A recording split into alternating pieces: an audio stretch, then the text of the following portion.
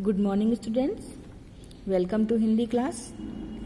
बच्चों, हम लोगों ने लेसन 9 मूर्ख पंडित नामक लेसन की पढ़ाई अधूरा किए थे, तो आज हम उसे नेक्स्ट पैराग्राफ से पढ़ेंगे।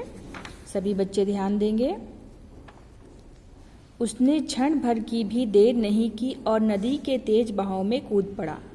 कौन? उन छात्रों में से एक छात्र है ना, जो कि जब अपना बुक खोलता है तो उसमें लिखा हुआ था आगमिष्यति व यत्पंत्र तदस्मातार पिष्यति। तो इसका अर्थ क्या समझे थे बोलो? कि जो पत्ता आएगा वही पार उतारेगा, है ना। तो यह पढ़ते ही छात्र नदी की धारा में क्या बोलते हैं, दौड़ जाता है उसको देखते ही। और क्या करते हैं, नदी का बहाव बहुत तेज था और वो छात्र तैरना भी नहीं जानता था, इसलिए वह उस बहाव में बहने लगा। नदी में अपने साथी को बहता देखकर दूसरे छात्र ने अपनी पुस्तक खोली। जब एक छात्र नदी में बह रहा था तो वही दूसरे छात्र फिर पुस्तक खोलते हैं, है ना। तो उसमें लिखा हुआ था सर्वनाशे समुत्पन्ने अर्थ त्यजति पंडित। इसका अर्थ क्या होता है? मतलब बुद्धिमानी इसी में है कि सारा जाता जब दिखाई दे तो आधा छोड़ देना चाहिए।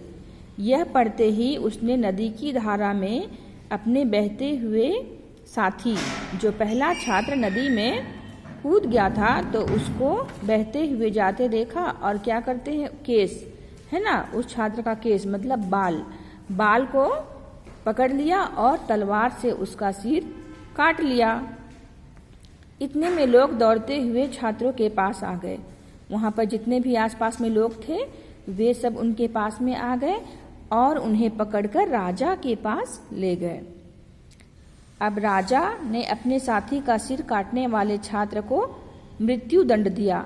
जो छात्र अपने साथी का सिर धड़ से अलग कर दिया था उसको तो सजा मिलनी चाहिए थी, तो राजा ने उसे मृत्यु दंड, है ना, का दंड दिया और दूसरे को कारागार में डाल दिया। कारागार मीन्स जेल, है ना, और मृत्यु दंड मतलब मौत की सजा। तो एक को मिल गया मौत की सजा और बाकी 3 को मिला जेल। तो इस तरह से कहा गया है कि बिना व्यवहारिक ज्ञान के शिक्षा व्यर्थ है। अगर आपके पास बस शिक्षा है और उसका व्यवहारिक ज्ञान नहीं है तो वो शिक्षा व्यर्थ है। इसलिए व्यवहारिक ज्ञान का भी होना बहुत ही आवश्यक है। इस तरह ये लेसन आपका कंप्लीट होता है। Thank you.